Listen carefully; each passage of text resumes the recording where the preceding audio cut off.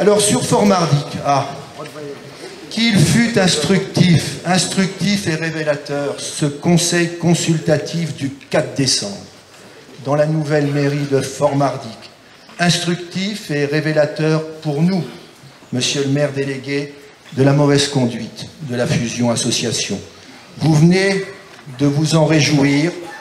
Je crois que nous avons, au moins pour certains aspects, car je le rappelle, nous n'avons jamais eu d'opposition, je dirais, de fond ou idéologique à cette fusion-association, simplement une opposition sur la manière dont elle a été menée.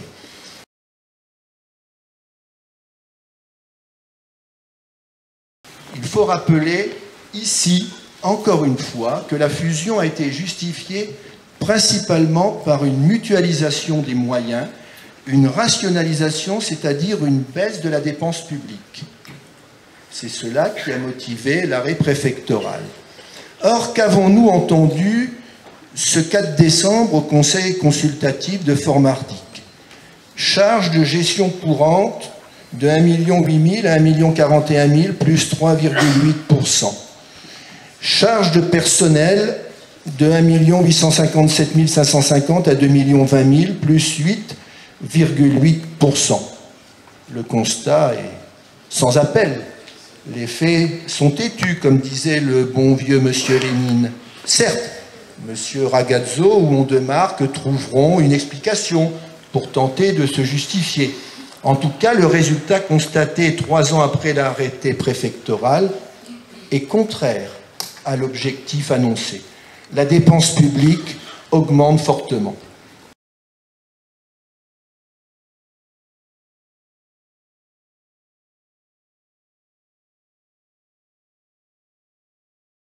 Et pourtant, d'autres choix politiques étaient possibles.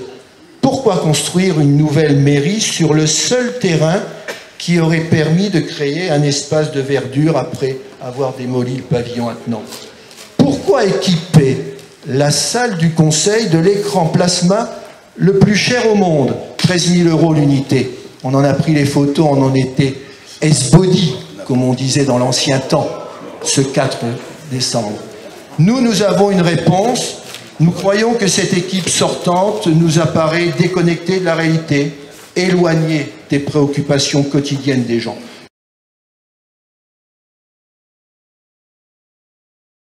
Pour preuve, lors de ce conseil consultatif, monsieur Ragazzo, nous avons eu la présentation du nouveau projet 2014 de l'AFMAX, l'association Fort-Mardicoise d'activités culturelles.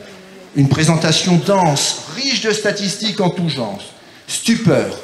On arrive au moment où on nous parle du chômage, et là apparaît un transparent, 255 demandeurs d'emploi, et le chiffre date, tenez-vous bien, du 25 février 2011.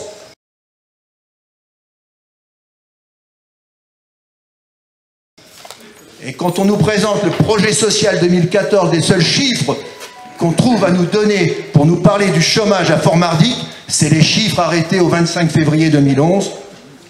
Alors que le directeur travaille avec des données vieilles de près de 3 ans, même si l'outil statistique met parfois un peu de temps, je veux bien, mais quand même, je crois que le chômage et l'emploi ne sont décidément pas une priorité pour ceux qui dirigent Fort-Mardic, mais pas seulement Fort-Mardic. Il est vrai que la garantie de l'emploi à vie modifie la perception des choses pour certains.